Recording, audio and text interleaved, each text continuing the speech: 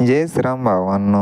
आपण गायांना घेतलं पाणी पाजून आणि आणले भरून कुटीचे कॅरेट. हे कुटीचे कॅरेट वाळेल सारेची आपण कुटी करून ठेवलेली असते गायांना खाण्यासाठी. गाय दिल्या मध्ये बांधून आपण निघालो लगेच कॉलेजला गेलो. त्यांनी दिलं आपल्या हातात मग ये रिझल्ट आणि प्रमाणपत्र. म्हणे जा.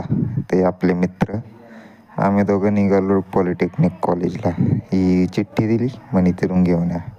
म्हणलं बरं, गेलो तिथं, दाखवली चिठ्ठी. परत त्यांनी एक चिठ्ठी दिली.